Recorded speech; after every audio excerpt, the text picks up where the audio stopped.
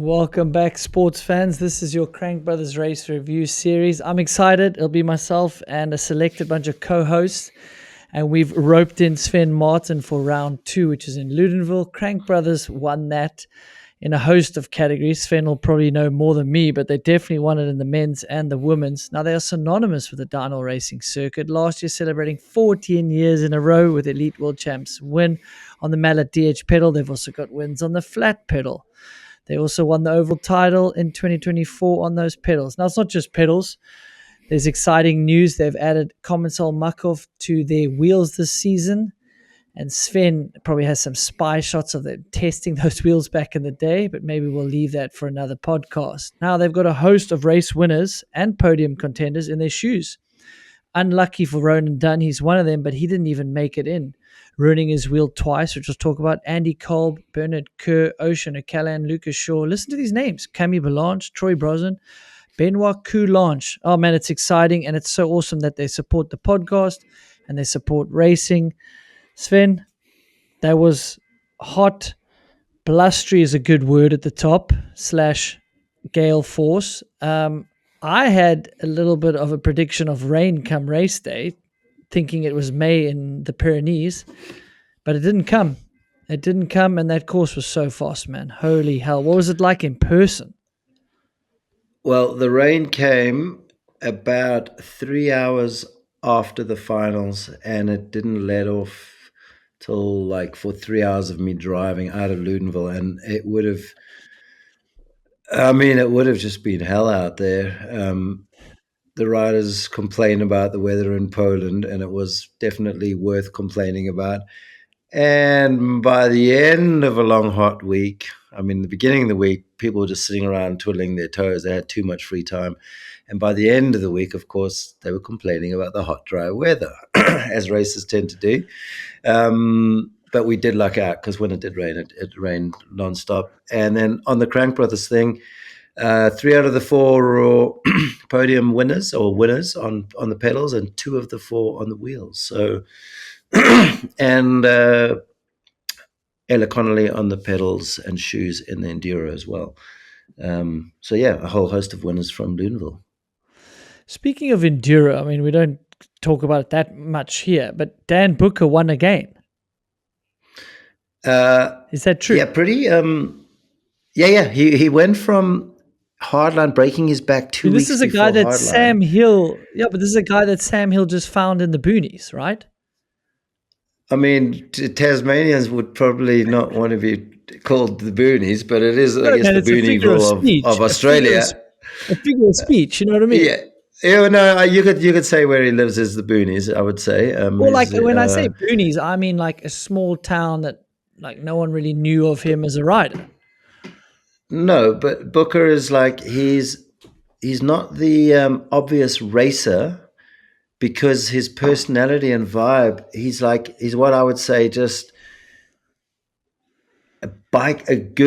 just an amazing bike rider, multidiscipline, and a good bike rider, and a good Aussies and Kiwis have another term, a good bike rider and just a good GC, C word. Yeah, he's a good GC. Is he like the Jamie O'Brien of biking? The way you've described him, he could be like the Jamie O'Brien of surfing, right? He could literally get on a podium at a hard line. He could, if he set his head to it, he'd probably qualify. The new system will be tough at a downhill World Cup, and he's gone and he's had a podium before on the EDR, but now he's just come after breaking his back before hardline, and then taking 2 months off the bike because of his back and concussion symptoms. He basically just stopped training, and he just went surfing and riding. And then he went straight into winning finale. He went from first to second last. He had a flat in a long rocky stage and tried to ride it out and ruined his wheel, had to take a wheel, got a penalty. So he went from first to second last to first. So his ranking went from starting with 31 plate to 1 plate, and then he's on 6 plate, and now he's on 3 plate. So yeah, pretty phenomenal guy. And he's got something like 1.7 million views on one of his reels on Instagram. He did a backflip into a manual at Crankworks last year in Rotorua. So he's literally like the Swiss Army knives of I want to say bike riding, not of enduro and not of he has anyway. That's it. And he won on my back wheel as well. Yeah, I've got to put Well, that in there. there you go. I mean, Sven and I are pretty good at tangents, and you gave the riders shit about complaining. I mean, we'll probably find some things we would have liked improved at this race, which we'll get into. But who doesn't need any improving down the steep slopes is Gracie Hemstrit.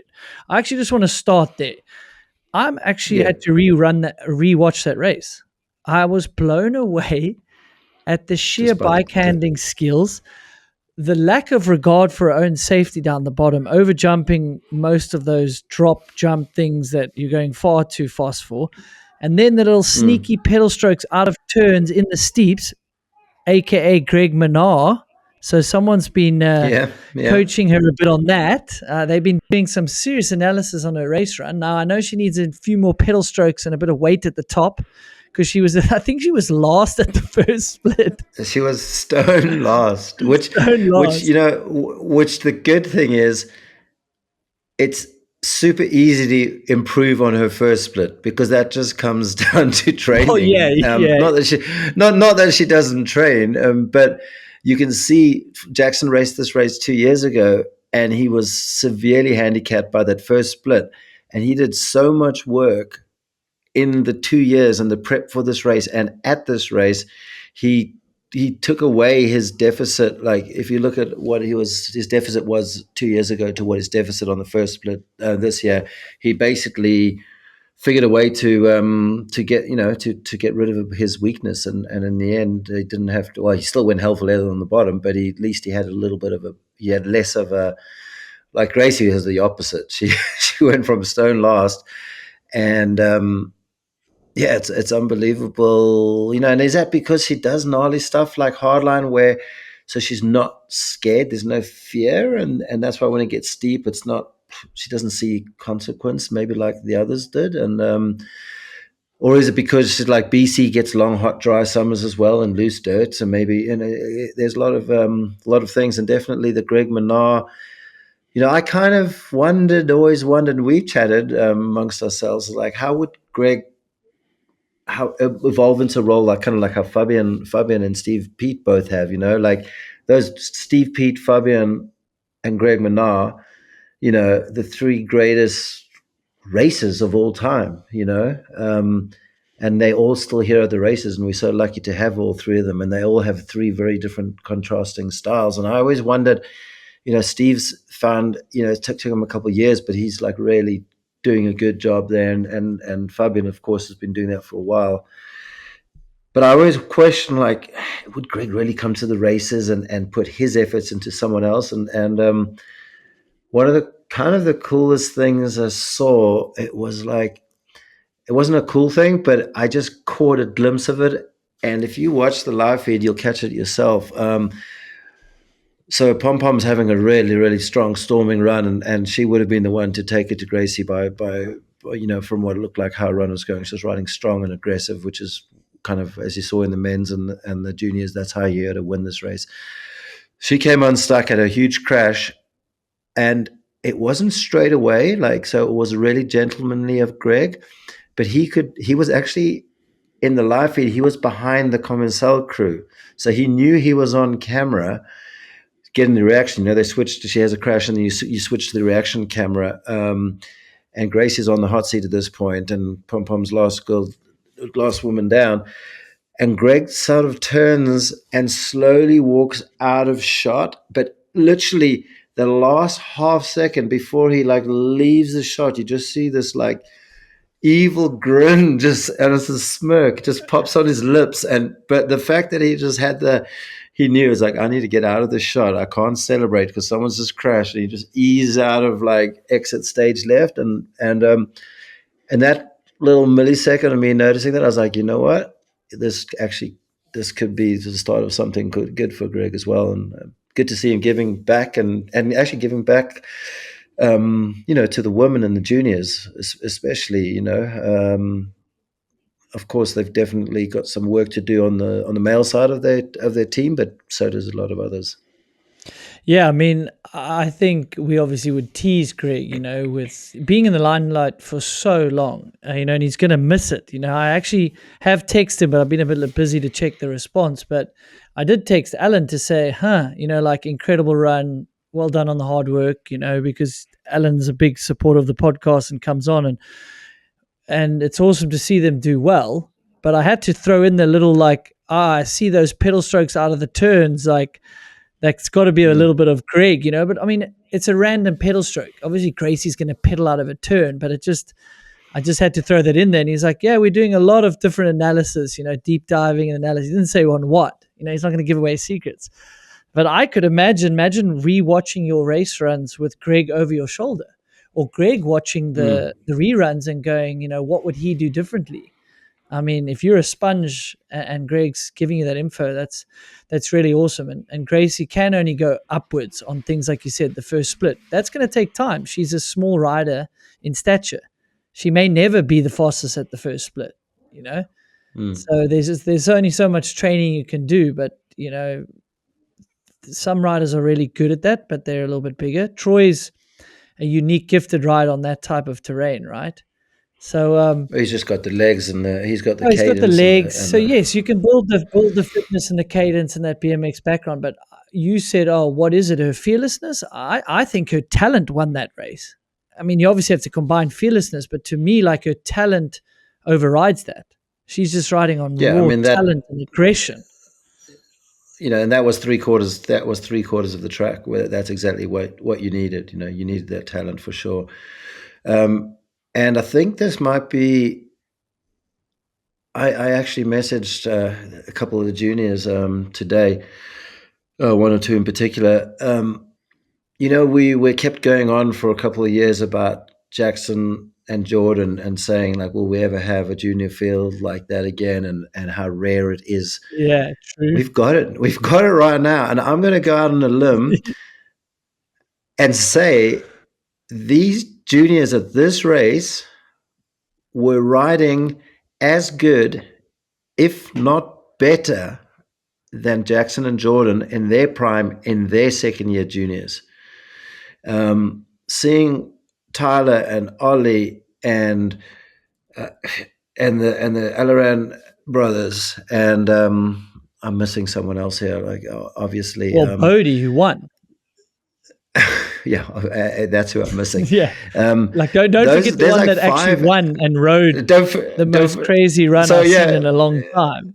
Yeah. So, and I think we've actually got, it's not just two guys that are head and shoulders above the others. We got like 4 or 5 guys. So it's pretty crazy. And that run of Bodie's, that's the best World Cup run I've seen in 2 or 3 years. I just like I think we saw more of it. I think we saw more of his run. No, not as a junior. In general, I'm talking about entertainment factor and part of it obviously the track and the conditions. But how Pontvillon is way better than that. Yeah. No, but Pontvillon, he had moments, and we'll talk about his like bending time like the Matrix to get around that pole like superhumanly. But Bodie, from like, it was like he's trying to murder every turn, and you were like, "Don't do it! You're so close to the finish, just don't do it." And because he came unstuck, 2 weeks ago in Poland, and he was riding quite similar, but the weather conditions, maybe don't let you get away with it as much. But yeah, man, that was to me. It was just because it was such a surprise. I didn't expect.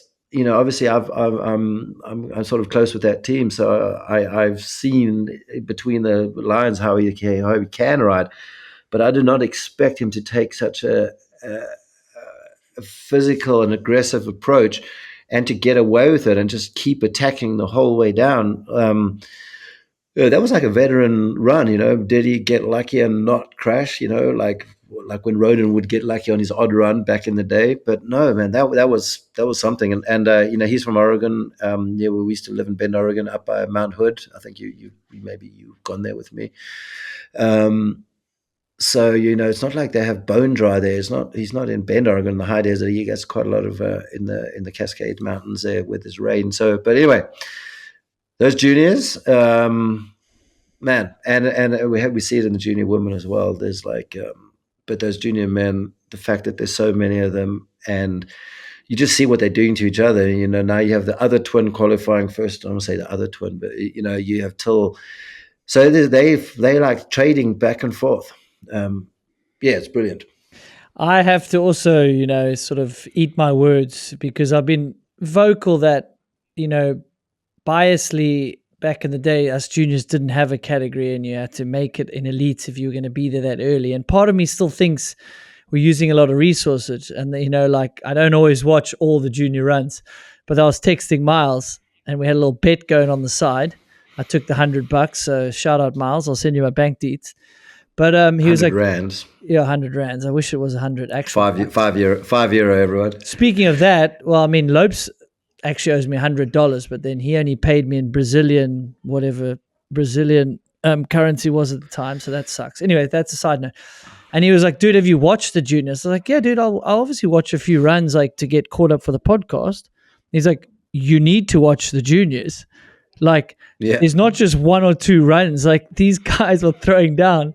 And they are, man. Like, that's the type of track for juniors, isn't it? Like, there's skill, aggression, and you throw a little bit of caution to the wind. That's when you can do a proper time down there. Like other courses, the veteran can outride you. He can out sort of strategize a course. There's too much physicality and line choice and like carrying speed. There, it's like if you let off the brakes with talent and balls of steel, you're going to do a fast time if you make it to the bottom. Yeah. And there's not a hell of a lot of tracks which will allow a rider like this to rise to the top, because this is one of those steeper, just like I don't want to just say it's a skill track. It's just you don't need to like be a powerful rider like where in Val di Sole and Leogang there's lots of pedal sections. You can just like get off the brakes and go. And Bodie, when he came and sat up on the hot seat, I was like, dude, that was incredible. I called him over. And he's like, oh, yeah, thanks very much. He's like super polite kid. And he's like, oh, I think I left a lot of time out on the track. And I just looked at his time and it was a 3:16. And I was like, I said, I could swear that Omri did a 3:17 yesterday and the track's like more degraded. And then he walked off before I could tell him. I said, no, dude, you've just got the fastest time on the mountain. I don't think he had any idea. He was just like sitting on the thing and he looked so nervous in the hot seat.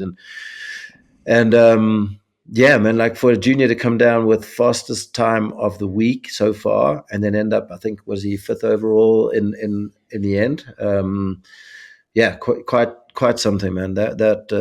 Yeah, so hats off to all the juniors. And then, and again, and in the women, we've got the junior ladies. We've got like quite a depth of talent, and they're having to push themselves so much that we never used to see so many, say, crashes per se in the top of the junior women field, because they traditionally there'd be one or two that were kind of a lot better than the others, so they wouldn't have to risk it to win.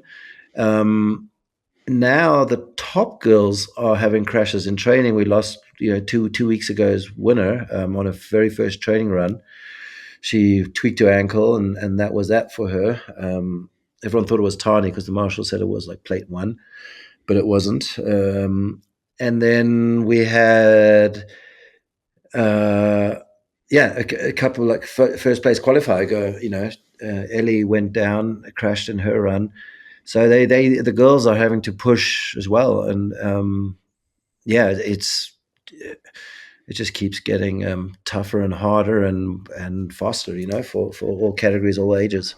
And speaking of fast, what do you make of it? I saw some riders take to social media on how fast it was, and not saying like they're not saying they would have done better if it was raining, because they did bad in Poland as well. Reese, I mean, he put out on his stories. I was going to say you read Reese, yeah.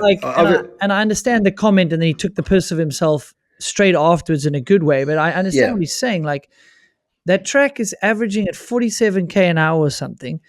And you mentioned in our private text, like the guys are crashing in like let's say, mundane sections, which you would argue are simple. They're not the features. No, they're like they're the linking sections. because they're Yeah, having the average track speed is so fast, and they're having to push. The dirt's obviously super super soft, but we are seeing more crashes, a little bit more injuries. I guess you will. That's a nature and a byproduct of a speed. track Yeah, that fast. That maybe you need to slow it down if it's going to I be think dry that. all weekend. Just a question. What do you Yeah, think? Like, what's happening in the pits? Are people saying that?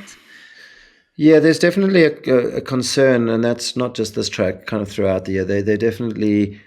And as far as I was aware of, there were recommendations that they do tape the track to slow it down in a few spots, but that um, didn't seem like it was taken on board for whatever reason. And sadly, I mean, it's a bit double-edged sword because for us, you end up with fairly good, exciting racing because you seeing a bit of crashes, you're seeing like people pushing hard and tight margins and stuff. But like Reese does have a point, it can also be exciting when you have a more technically challenging track and you're putting a bit more skill versus just, I won't say luck or balls, but excuse my French, but yeah. So, but then it's quite hard to talk badly on any of the racing that we witnessed this week because it was like a super exciting race. So, No, I'm but definitely not then talking it's more, bad. I it's a think, kind of a safety. Yeah, it's yeah. a safety. Yeah, I would say it's a safety concern because the speeds, it was already a high speed track in the wet, and it's like super high speed now. It's not like Leergang's high speed sections are super safe and you're on a motorway and stuff, but like this was yeah, it was pretty crazy, and like we spoke about the features versus the linking stuff. You had to like ride that, like if you were riding a down on a normal like lap, you would never ride the track like you had to race it because they would create just getting every ounce of speed. So where you would like normally like pre-hop in and then go to the catch. Now they're not. They're just like diagonaling and cutting line and pushing their bars like, especially that there was two sections where they really crashed. That one after the steep shoot where they like did that slight left before the rock and the turns, there was like the track had just blown up and the back wheels are stepping off, and somehow Bodie saved his back wheel from going over the edge there. And then the further down one, there was this, you had an angle between two trees, and the elites were like hopping the gap and then just Oh, nose bonking, and then that and then nose, section was and you brutally are fast coming and into, sketchy. Yeah, yeah. and they're skipping the catch boom and they're loading all the G-force, but it's all on the front wheel on or off camber, and you're trying to push away from those poles.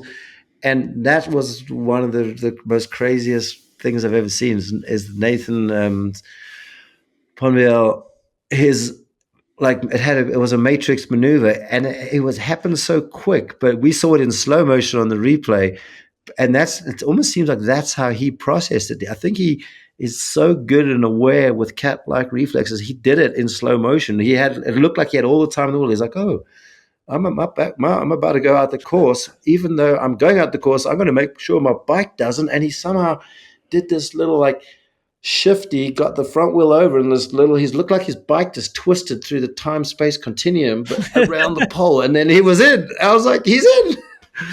Because I thought for sure he wasn't going to be in when I saw where he was coming. And I was like, oh, he's not going to make that pole, and he did, and he got third there.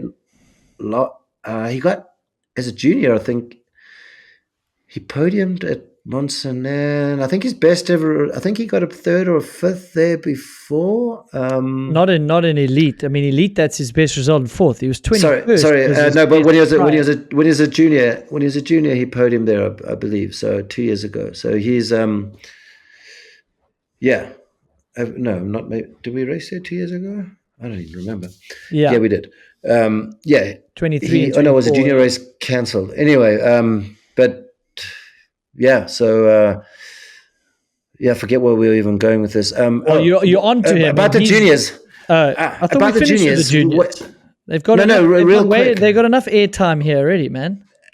Real quick. You know how in U23 cross country in World Cups, you can choose in your last year of U23, if you want to race as an elite, you still race world champs in your category as a U23. But I think it's got to the stage, especially now with these teams and the team rankings and the points and elite riders like picking up injuries, or I think just to make it all more exciting, and it seems like you can change rules and make up rules as you go along. I'm just like, this is like a fantasy league for us, Andrew. It's a fantasy game. Okay, I am the host. What about Race second companion? What about let's do it. What about second year juniors? Their managers, or they can choose if they want to race as an elite, because maybe they can use a few more points to snag as elite. Well, why can't they? Or you're missing an elite, right? Yeah. I mean, yeah, you could. I mean, but interesting. They're young enough, old enough, whatever name you want to say. Like, I don't see in the rules where you're not allowed to enter elite race. Like we used to back in the day, as a, Yeah, but that was now you. So anyway, back in the day, you're allowed to enter Elite World Cup. So yeah, well, you did. There was no category, so you had no other choice. So no, fair enough. But I mean, Asa and Max already did it at an American national. So yeah, I didn't even mention. I didn't even mention Asa, but he did two things amazingly in his run. That top split, I think, the fastest top split of the whole entire field in elites and juniors. I was trying to get it. I saw it. I think he did there, and it's ridiculously fast at the top two and the top for sure. And then like going that pace, a shame. Like the kids had a lot. I won't say it's bad luck. He's just pushing so hard. When he does get the win, it's going to be probably by a margin, I'm going to say. But he does need to figure that out. But then, so the top of his run, the sickest thing ever. And then the end of his run, the most 12 o'clock manual we've ever seen in a Finnish bowl. And he just didn't even like slow up. He just did 12 o'clock all the way to the team truck across the river. He just didn't stop through the arch, around security, out the back, and see you later. His job wasn't done. First split was first overall, and then at the second split he was second overall. So and then again, I think he was pissed off, even after a crash. Did you see Nico having to calm him down? So it's a frustrating sport for sure. Well, I mean, like we've got a ride like Ronan Dunn that has had, he was at the peak of his game at the end of last year, and now he's had missed two finals. Pressure's on, and then, I mean, how does that mean? How are you going to fare at your next race? Because now you've got triple stacked on pressure, and these teams need the points. And what are you going to do? How are you going to cope? Yeah, I mean, time will tell, and it's only a few days. When you're listening to this, we might have even been race Leo gang already. The turnaround so tight. Ronan Dunn, it's super unlucky. I've been there. I failed enough wheels in my life. But at the same time, it happened at the very same spot. So it's coincidence. If it didn't happen in practice, then, it is just unlucky. Because if it didn't happen in practice and it happens in quali, it's a freak. But you go and do the same line again, and then it happens again. But what's the expression about, you can't do the same thing? Well, you got to learn your lesson. At some point, you modify. Fool me once. Maybe I shouldn't. Fool me once, something. Fool me twice, like that. I don't know. Because I on his second run, I was there where it happened.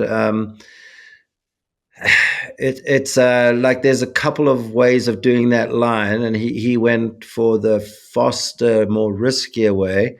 But there is a slight tweak you can put on that line and just land a little bit right on the bank and still stay the high.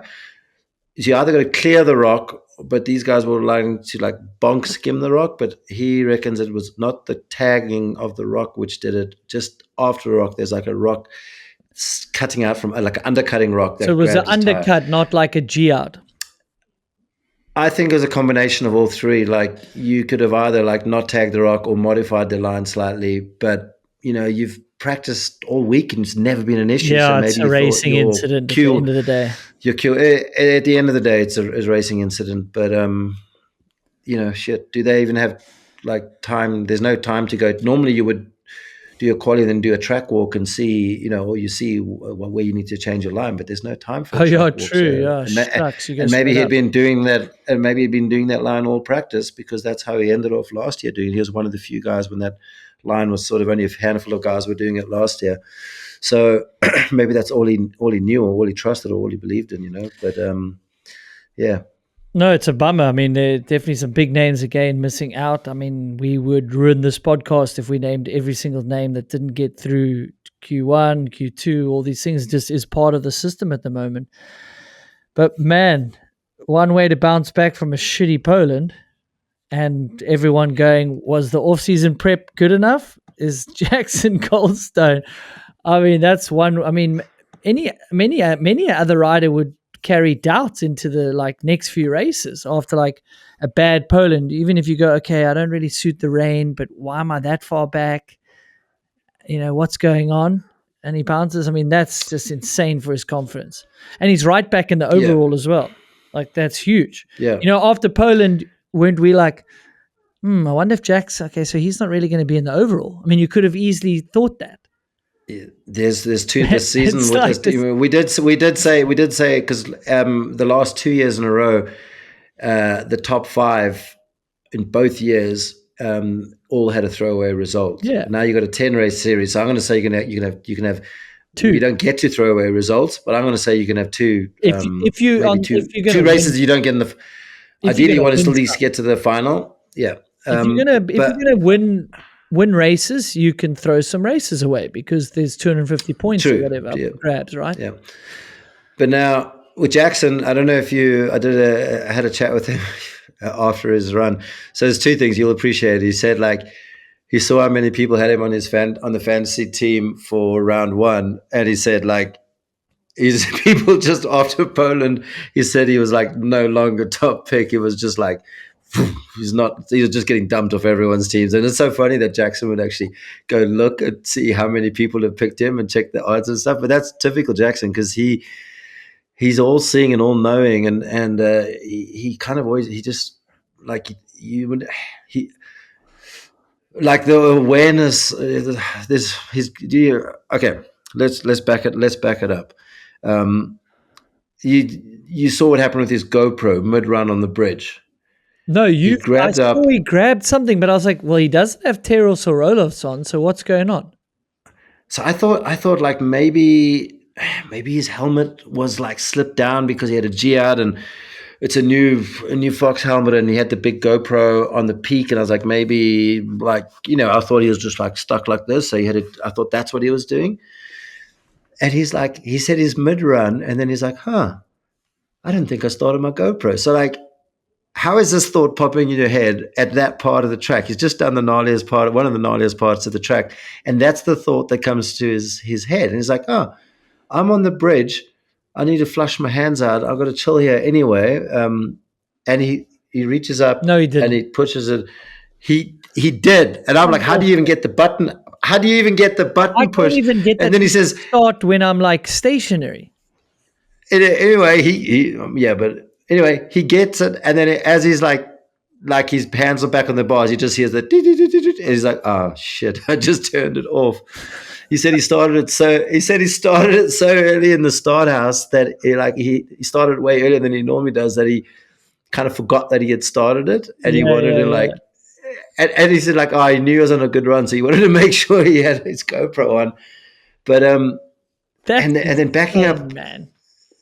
And then backing up, how cool is the sport? You have a week ago, Jackson's probably the lowest of lows. He's been sick, and he's finally getting his strength, and he's kind of out of time and out of tune with the bike and the setup and the feel, right? He didn't have that feel or that look in Poland, and that was, he was pretty ill and had vertigo effects when trying to ride that ill. What does he do?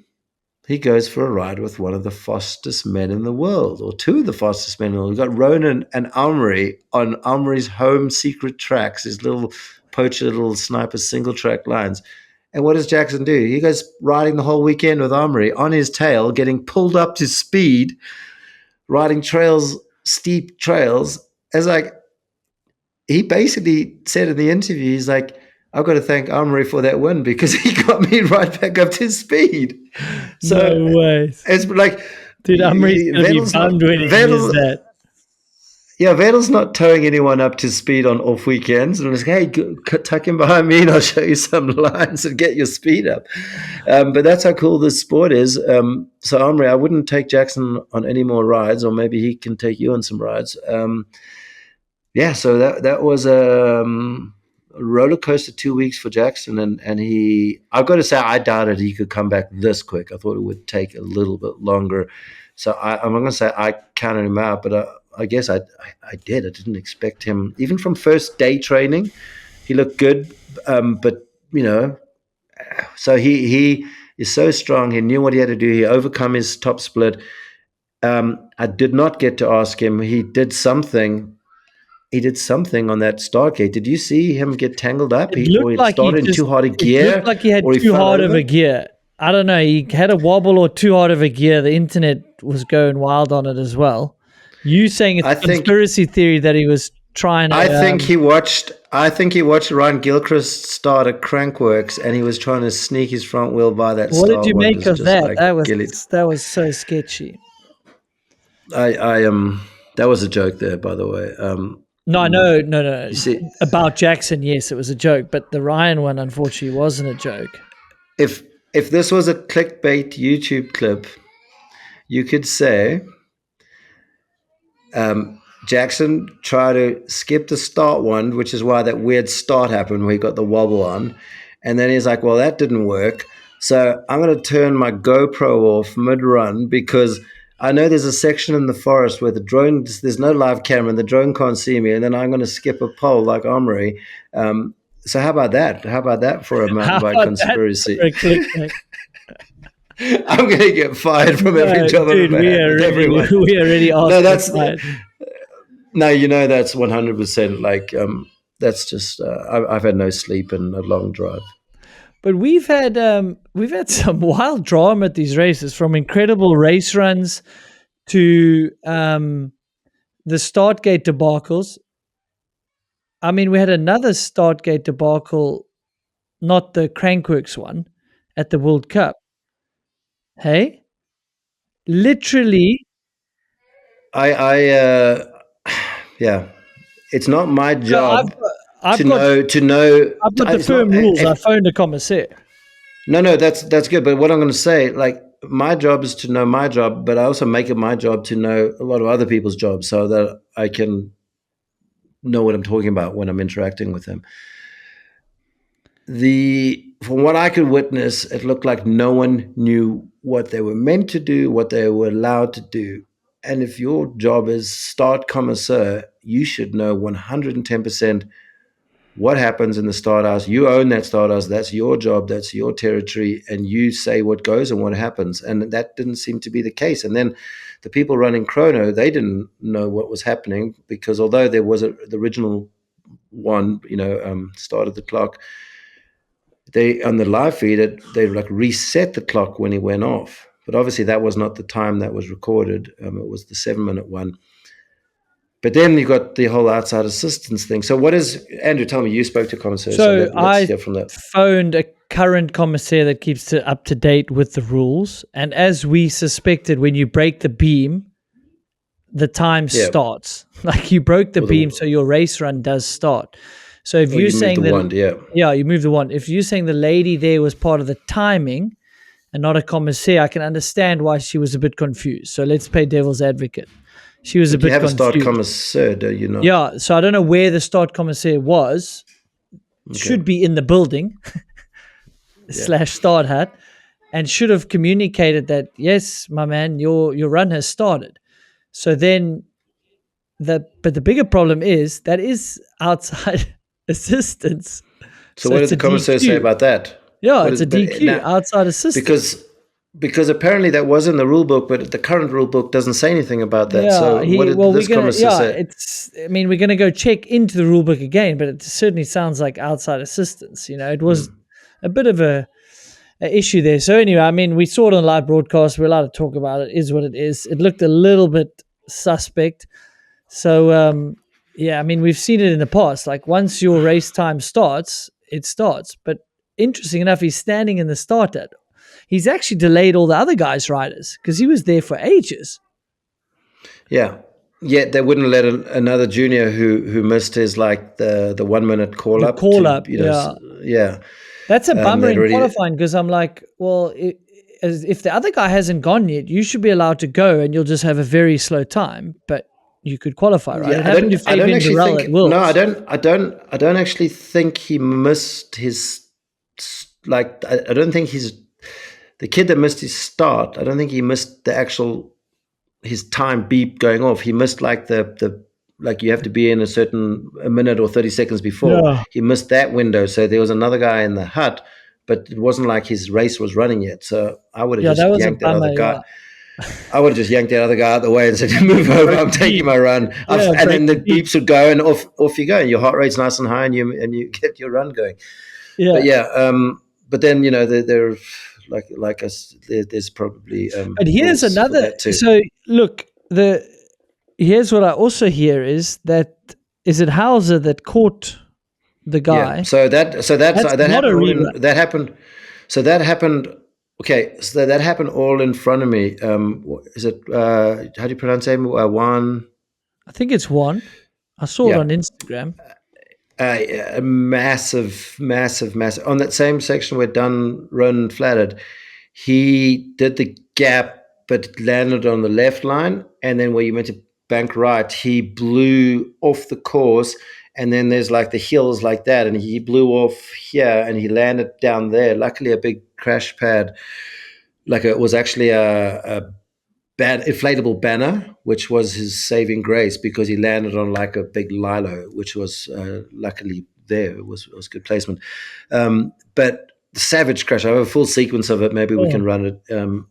Anyway, he's like clearly dazed and confused, and he sat on his bike for like a good like a minute or so, and then I could hear Hauser. I could hear the crowd in the section above where Hauser was on the steeps. There's a big crowd, open section, and then I was like, and then out the corner of my eye, I just see one setting off again, and I was like, I literally, he was right next to me, and I just didn't have enough. He just started rolling off down the track, and I was like, oh no, because he was just, so he and was so he was concussed. obviously. I'm going to say, yeah. I mean, that wasn't like I'm going to ruin. No, it didn't look malicious. I think he just no. That's what I'm saying. It looked malicious, or he was because he interfered with Hauser's run, but he did not do it maliciously. I don't think he knew what he was doing because that I can't believe he got up. That guy's a beast. Yeah. So So that he that, anyway. that makes sense. That like the reason for it happening. Yeah. So that's what happened, and Hauser But was almost on him when he rolled down. Yeah. the rule sounds like it wouldn't You be a can't. rerun. No, you can't. Catching a slower rider is It's almost the like only it time. needs a rewritten rule there. Like I know it's going to be So you grey, remember, and you could argue like I caught someone, but I mean, if you've got proof that you've caught someone, yeah. then you could argue you should have a rerun because a rider, unless he's concussed like that, should have respect and So get the hell out the way. so normally at World Cups you don't have this problem, especially now when the field is so Yeah. limited and talented. So I don't think it's going to be. I don't think it's going to happen that much. This is going to be a rare thing, but Yes. there is already there already is a ruling. If there's a rider in the track stationary and a red flag out, then that's your rerun. But the problem is. There's a couple of problems. Nico Vuillot, when he did his comeback race in Champeret, you might remember that. I think you raced that one. Yeah, you did. I think that's the one, Maddie one, when the Champeret didn't have any benches and it was super off camber and wet, and Yeah. there was like no catch berms. This is going to be nothing Yeah. like we're having 07. this year. Nico Vuillot, after I think a 6 or 7 year retirement, he came back. He passed 4 guys in his run and qualified 3rd or 4th. Oh You'll have to yeah. double check it, but past 4 people because there were probably like 200 or 300 people in glory days, and it was like the gnarliest Champeret. So I was like, I can't believe this is happening. I'm witnessing. It was the first World Cup I shot as a photographer 100% and didn't try to do both. And so Nico passed 4 guys in his run. But now what I'm getting to, there was another mix up, and I haven't found the answer to this yet. Jackson scored points in Poland. So he should have top 30. He was in the top 30 in the final. He's got points, and then they base the seeding for round 2 based off your World Cup points. So not World Cup ranking points anymore. From round 2 onwards, you based your current standing in the series is based on your standing in the series. Yet Jackson didn't start his quali. They go from like top 30 down to 1, and then go back up again. You understand the reverse order of the seeding. Yeah. They do. Jackson did not start in that fastest 30 guys. He was like 85th starter, something around there. So somewhere along the line, someone, to put it bluntly, there was a fuck up. Jackson shouldn't have started 85th. Or maybe someone can correct me and say, oh, this is the reason why Jackson started where he did. So there was a screw up there. Jackson could have run into so what I'm getting at, Jackson could have run into the same situation as Hauser, because he was riding behind some guy ranked 80th or 90th. Oh, no, at that point, there is no ranking because he hasn't done it's a random ranking. You could open yourself up to like so many reruns. So like it's a rule. Yeah. So that rule's, I think, is valid. But, and then also when Jackson crossed the finish line, he's like, there was no, it still had Charlie Hatton who had run, of course. It still had, they did all this like production. You have the coolest, like, they're doing these little animations and you see splits and all that. So you get engaged with the race, and especially the splits, everyone wants to look at. But we still had Charlie's race run details. So someone was dropping the ball between chrono and the live feed production. They aren't working together. It's pretty obvious that Jackson's coming down. At that point, you switch the screens to Jackson. And I mean, it's not, this is their jobs. This is what they do. This is not my job, but I could do their job. No, there's a lot going on, especially there were so many crashes and there's multiple riders crashes. So like you're expecting a rider come, but it's actually 2 riders later that's showing up on the screen. But you figure that out. That's why you have transponders all over the course. You know who's entering the finish bowl, and you change the finish bowl to that guy's name. Sven's found, just like the races, sunny weekend, race winner comes down, crushes the field, he finds something wrong.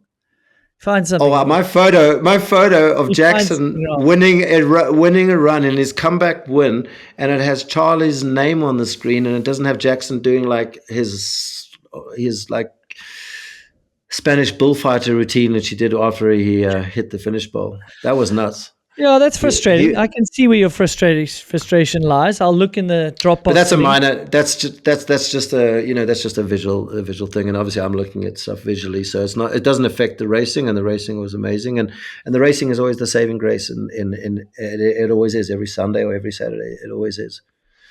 Well, we are watching downhill racing. I would hope it's the saving grace. I mean, that's why we're talking about it too. Yeah, and that's why we're wasting time on a Monday night after your long drive talking about the racing we've already watched. I've got another long drive tomorrow to get to Leogang.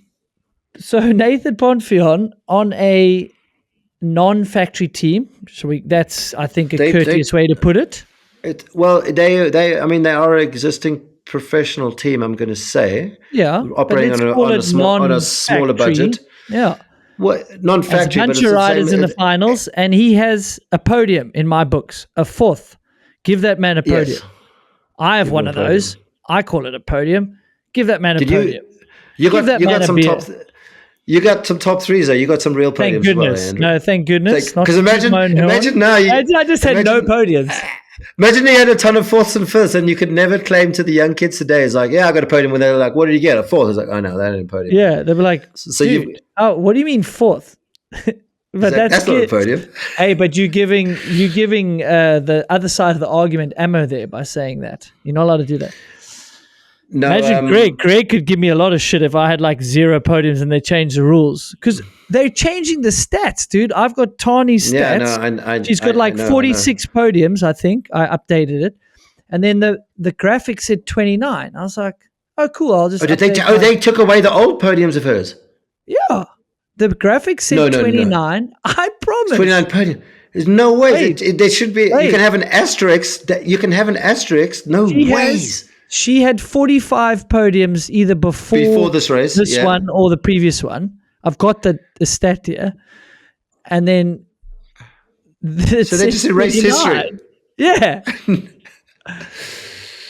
Dude, we're Greg living wouldn't in a care because Greg wouldn't care because he's had so many wins. He doesn't. He's like Valley. If it's not a win, he's like not that fussed on the. yeah, Never mind the fourth and the fifth. They're not that fussed on the second or third. that's true. Oh man, But Lucas Shaw, that's a he proper was happy. performance. You can say He how was good he happy. is He was happy top. with his run. He's got to get down the bottom. That's a proper He's a downhill he's track down the he's bottom. a big he's a big strong guy and it's hard for them to let go. Like Jackson for sure. His weight's a disadvantage up top. Maybe not so much with the strong wind as we had now, but like it definitely would be an advantage at the bottom. Same as Nathan, like skinny, wiry guy that can, well, if you're off the brakes, you just don't. When you have to slow down, it's not an issue. No, you could see that the way Jackson was hopping around that style, Gracie as Mm, well. It was really cool to see. mm. Amory put in a great performance, all things considering. Yeah, He just got pipped at the line. So that's an yeah, incredible Q1. and Backs it up with other people going up in Q2 and doing these blistering fast times. You could and I be like, don't. shit, I'm missing out on track speed here. So that's pretty And damn I impressive. think this is perhaps the first glimpse of how we see Amory like when he's on that winning run, like we've seen in Leger and Val de Sol. You kind of almost like you need that pit board. Okay, slow down, Amory. You've done enough. Yes. Like just get to the Yes. finish line, right? But he doesn't do that. But it almost looked, and he did say he was cooked on the bottom of the track. Yeah, he said he was super But tired and arms but were it hurt. almost looked like he didn't like look like he went slower or went safer, but he did a real smart thing and he like didn't override or didn't let it hang out too crazy in typical Almery style and blow it away because he saw how many people were throwing away.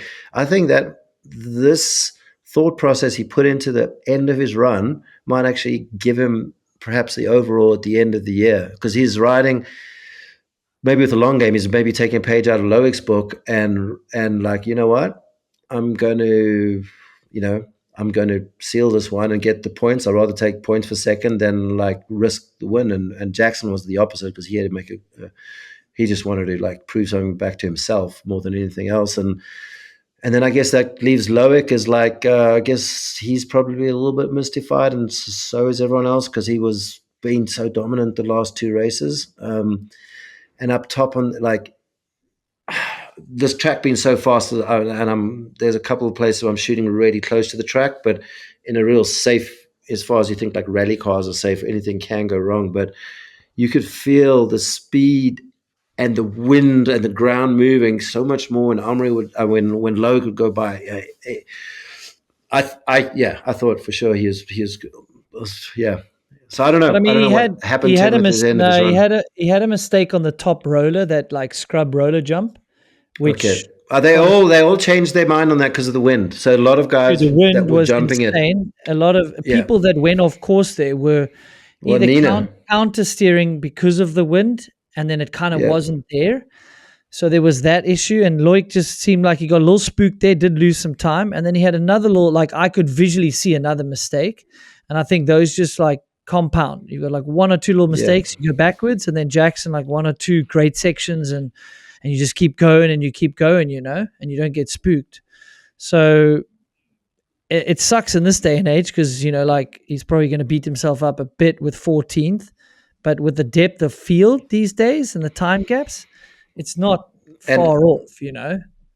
but then look at that strategy that these top teams have now with three elite riders, and we question why so many elite riders. But now with the new format of the sport and the points and the super teams, like Jordan Williams, like that was the perfect time for him to step up. And Loic and Finn faltered, and there was Jordan in the wings, like saving the day, getting some points for the team, and like that. This race must be a massive relief for Jordan, and he'll like I'm going to say this would turn it around. It's taken 2 years to after that first win, and then obviously missing all of last year. But like Jackson, like this was a well needed race for him, and I think this is like I think his year's just going to, now he's going to be one of the contenders again. You know, we Yeah, kind of written him off after his there'll be win a last huge 2 years ago.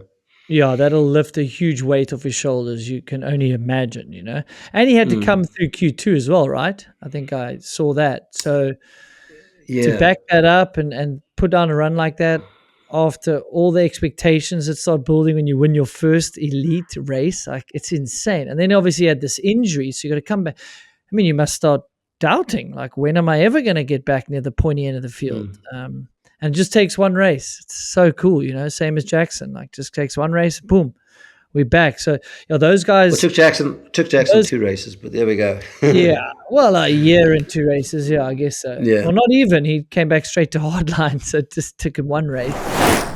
Just like people sprinkling their homes, it's also a great time to reset your body and routine. Whether you're heading into warmer days or still shaking off winter, feeling good starts from the inside. And for me, that starts with AG1. I've always cared about my health, whether it was during my racing days or now, juggling travel, work, riding, the little one, and everything in between. But even with the best intentions, I don't always get the nutrition I need. That's why I love AG1. It's so easy. One scoop, I mix it up in 60 seconds, and boom, I'm covering my bases with 75 high quality vitamins, minerals, probiotics, and more.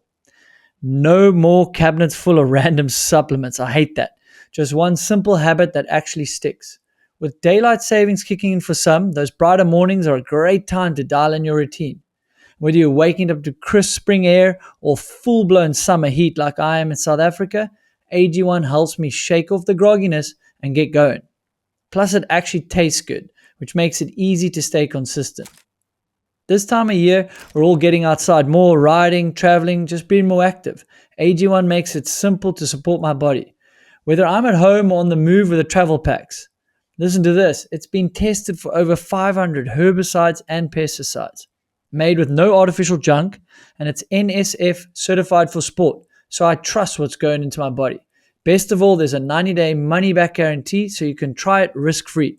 Right now, you get a free bottle of vitamin D3K2 and 5 free AG1 travel packs at a $48 value for free when you go to drinkag1.com/moving the needle, or click the link in the show notes. That's drinkag1.com/moving the needle to simplify your routine and feel your best this season. Start with AG1. There's a few riders that cannot wait to get to Leogang, and they don't have a lot of time in between. Jordan will be one, Jackson will be another. Loic, I guess you could argue maybe can't wait to get back, or he might be like, geez, I actually just want to break and then reset, So it'll be super interesting with this quick turnaround. I think these guys are primed for it. I would say it was probably harder to sit in Loudenvielle if you got there early and like, waiting till Friday to ride your bike's a hell of a long time. But now they can just like go through the routine, reset, do the warm up, do the track walk. They would be all going for a long ride today or tomorrow, spin the legs out. So I think they'd like a routine. When you have too much free time in your hands, it can be maybe a bit tougher, especially if you're in a small little village and you're not at your house or your gym or whatever. So I think this week these guys are all like, they've trained and they're set up for it. Like they all have their Alan Milways and Chris Kilmurrays, and everybody has people that have worked out their blocks. So I think, maybe for someone like Tarnish, he'd need a few more days with her shoulder. Hopefully that's not too serious. Unfortunately, Lisa Bauman, who podiumed on this track last year, I think, being so light and agile, and likes the steep tracks, she's broken collarbone. Sadly, massive crash as well. Remy Tiron, broken collarbone, I think is broken collarbone. But he walked past us on his last practice run, like gutting for him, because he's one of the guys that's one of the most impressive to watch anytime a track points downhill and is scary and gnarly. And he's a dad that's not afraid, like unlike us two, and soon to be Loic as well. I was gonna say, dude, Loic better do some winning, better do some training, because he's gonna have no sleep come the next off season. So that's a big one. And it's weighing on Troy. Perfectly. Weighing on Troy. Troy won a race on adrenaline, and now dad lack of sleep setting in, dude. He's got to fight back in there. Hey, I'm saying that maybe here's that, because we're going to Leogang. So if you want to put some money on a rider, probably going to put it on Troy. especially like an angry Troy, because he's not quite had the results at the first. I know it's a long season. It's only been 2 races, pretty unique ones at Yeah, that. Yeah, Lockie and Lockie. Ollie Davies also like always qualifying well. Ollie with a great qualifier again, and track speed visible, doing all the lines, ones to watch in training, and then just savage. The margin is just like, I think in Q1, was it Q1 or Q2? Q1, 5th through 10th was 0.1 seconds.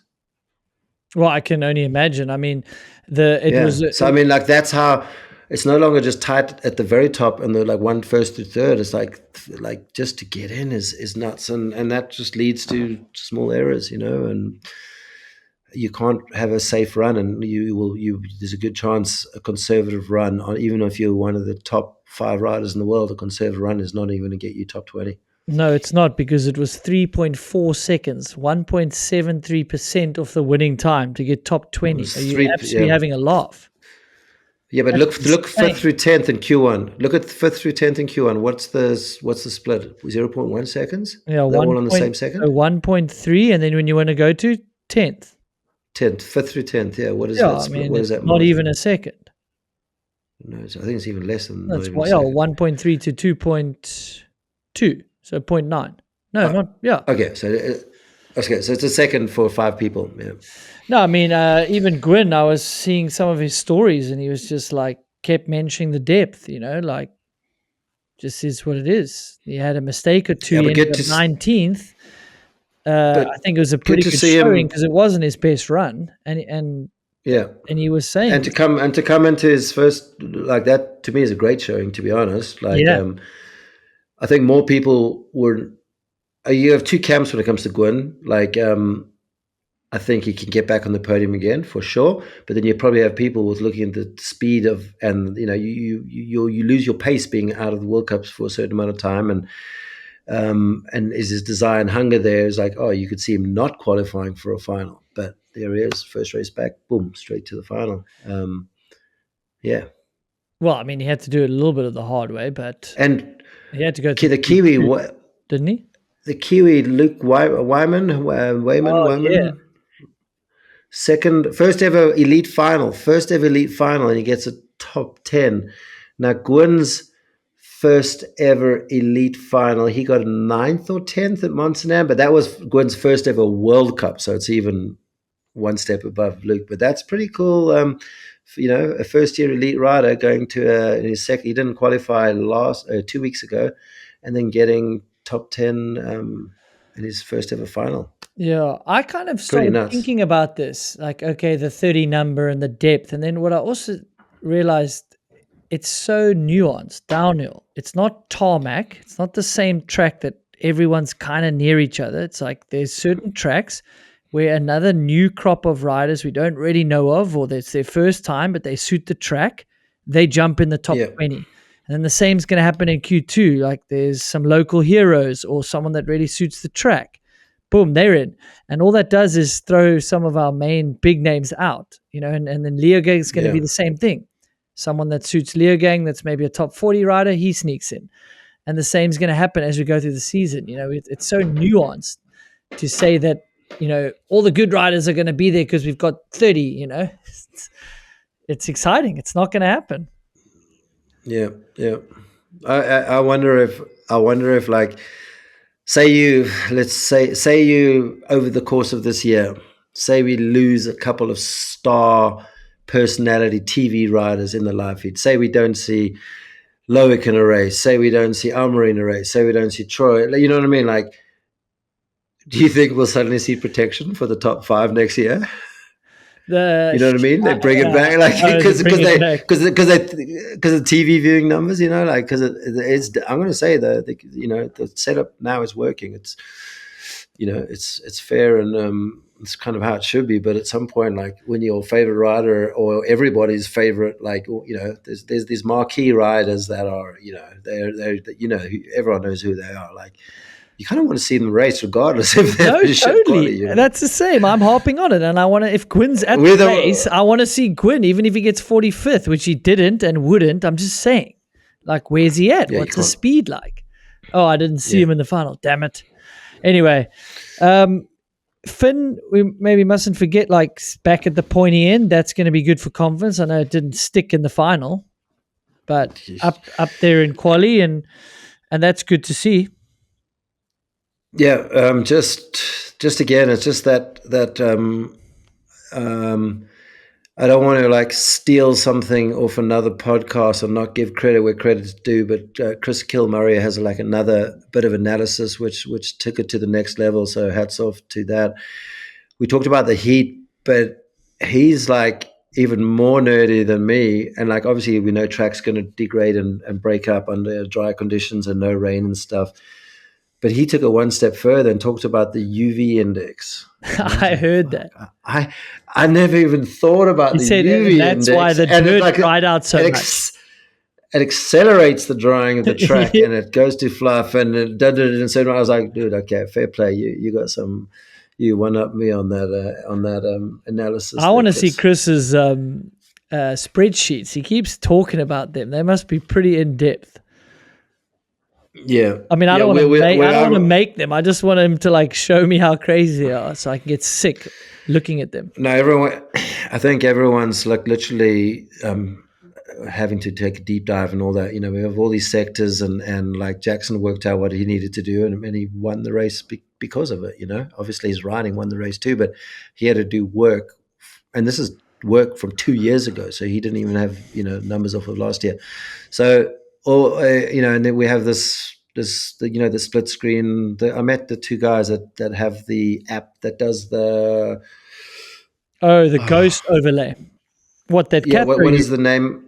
What's the name of the guys? No, yeah, but they got the app's called something. Most people are using it, but it's pretty handy and it's a better tool, I would say, than the stopwatch guys. Because you can physically, you know, start and stop at the correct time, and they overlay. It's instant. Like you can do it in the 2 seconds. When two riders go by, you can compare it. You don't have to go back to the pits and do it. You can do it straight away, which is getting answers. You got less practice these days, and you got to get those answers straight away. You know, but yeah, just crazy to see, like just firsthand. And I kind of should be that jaded guy that's seen it all. But it still blew me away this week just because of I think it's like you said, it's the fastest average speed race. And it was noticeable trackside. And I was just like, holy shit, like there's no way I could be even in my head. Like I remember I was kind of, I'm not competitive. I was kind of mid-pack when I was at my peak. But if I was at my peak at this day and age, it would be nowhere near mid-pack. The whole field is going so much faster than we went like 10 years ago or 20, how many years ago for me? 20 That's years so ago. funny because unbelievable. Brendan and I were having the same discussion at Madeira. And then I was like, dude, shut up, man. You were winning races almost and getting thirds. Like it's just, once you take a step back, you just can't fathom what they're doing. But when you're in it, you're just getting dragged up to speed. No, for sure. It's just the bikes. The bikes are so dialed. The geo and the suspension and the tires. It's unbelievable. But to contradict myself, we are seeing just every year the incremental gains. So the speed is going up for sure. The speed is going up. The talent's rising. The depth is getting a little bit deeper. It's just the natural progression. And the sport's getting more professional. Yeah, as you say. No, it's just so professional. Sven, should we look at? We got to look at some in case we miss anything. I do think Pinkerton deserves a shout out because I thought that run looked very composed, and sometimes we see Pinkerton overriding a final even though he's got the speed. And he had good quality as well, so he's backed it up. And then the final, it was like he didn't just override it and go too aggressive, whereas someone like Luke Smith was way too aggressive, and it was like no surprise the run ended in a little bit of a crash. But Pinkerton, it was like, wow, that looks really focused, which was cool to see, which I think he can build confidence on. I think if we had a World Cup down to Lonix, Pinkerton would be the winner, you could say, in Laguna Beach. For those that don't know where Pinky's from. Valley composed run, but she's gonna be she's content. gonna. I outwardly content, but I would say anyway. I can't speculate, but I'm going to speculate because that's why we're here.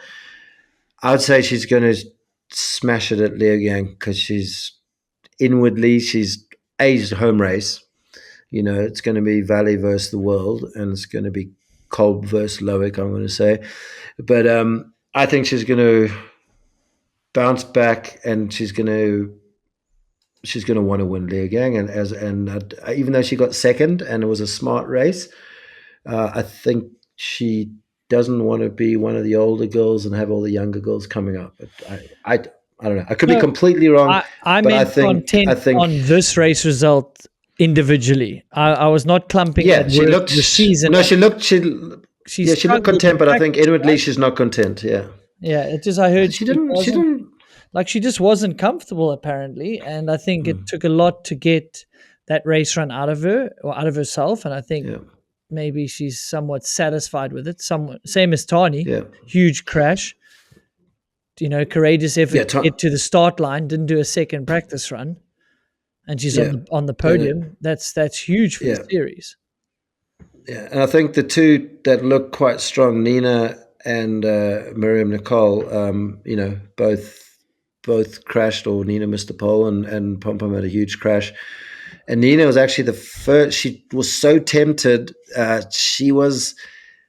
It was almost, and in the end, it was her undoing in the race. She was boosting the stall wall further than anyone else, and it was almost to the point that she should have just pulled, and actually gapped it proper, because she was boosting so far that she bounced on the knuckle, and with the wind got bounced out the pole. And she was. I could see it, and I can't remember if she asked me or said me directly, but basically, I wouldn't be surprised if next year, if there's no wind, Nina's just going to say fuck it, and she's going to jump the whole stall wall because she's not going to be wanting to knuckle it again.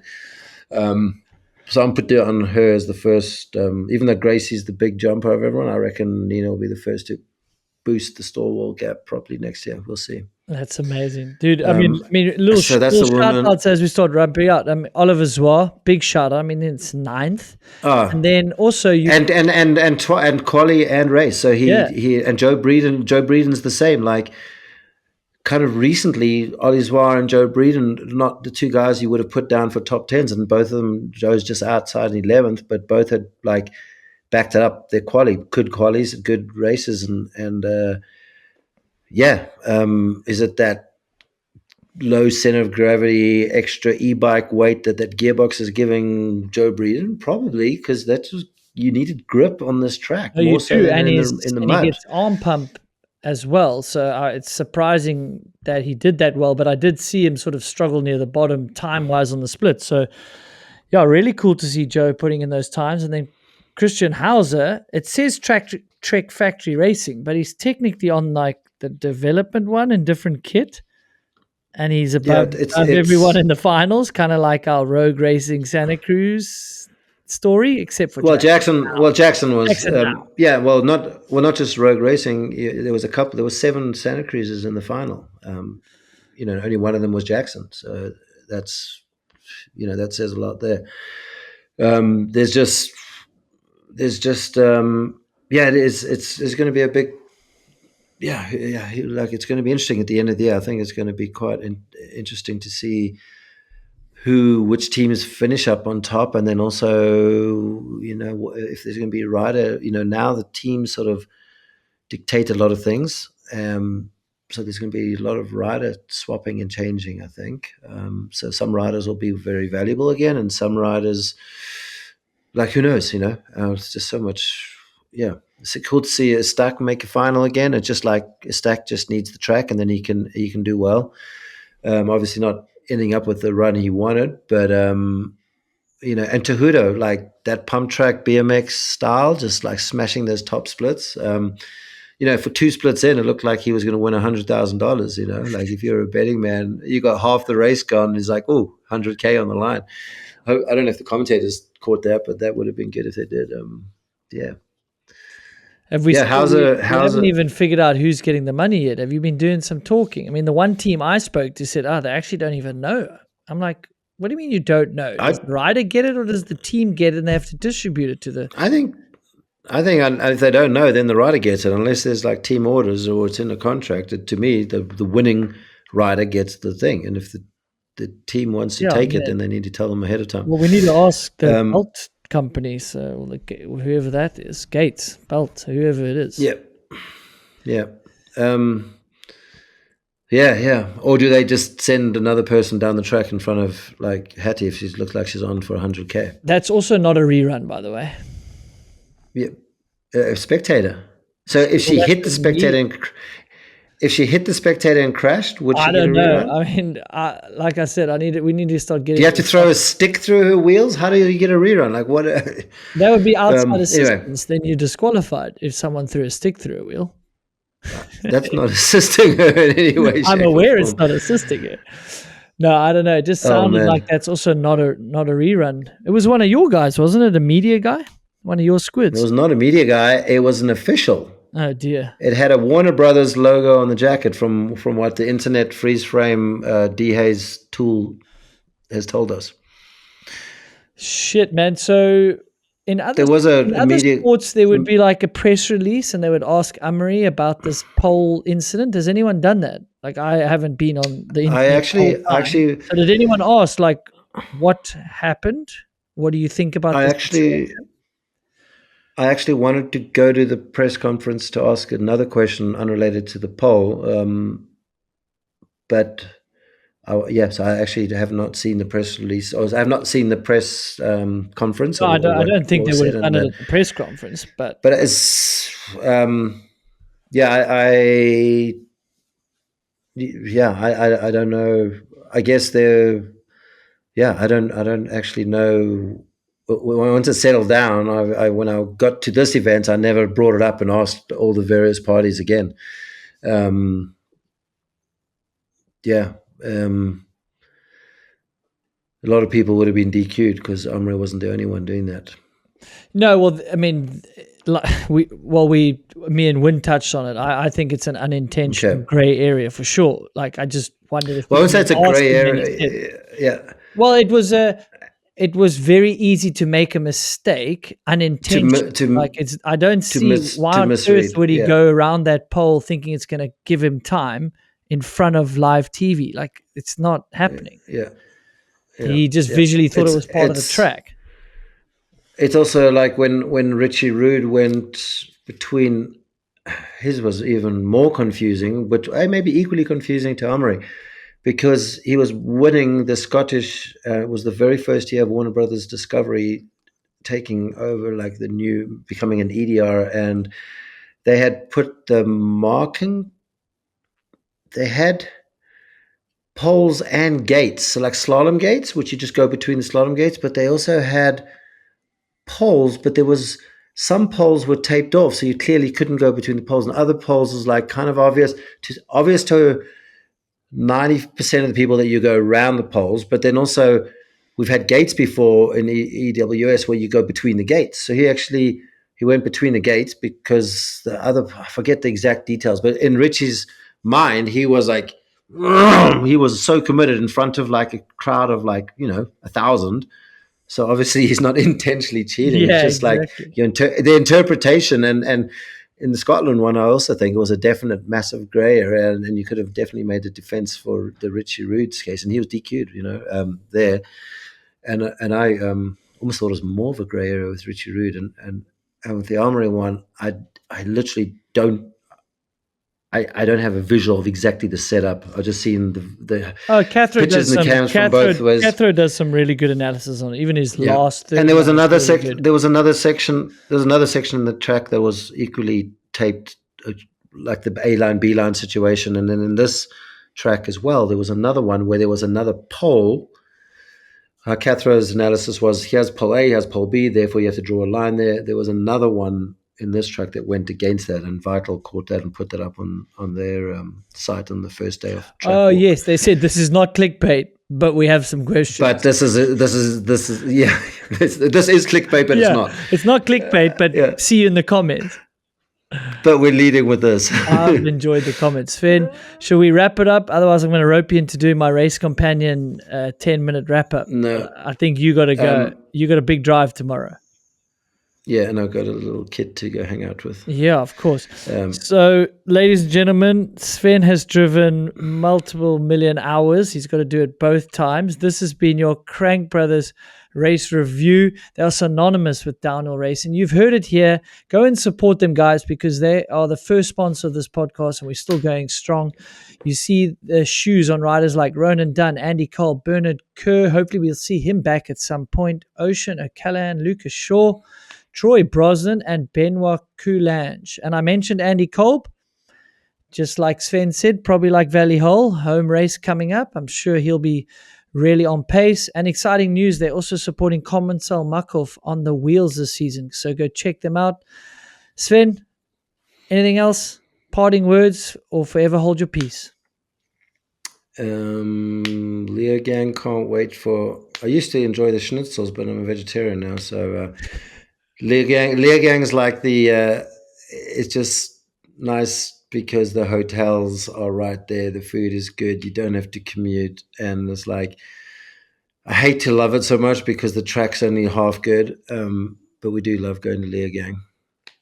Well, there you go, guys. He's a recovering schnitzel addict, and we'll see you on the other side, sports fans. Thanks very much.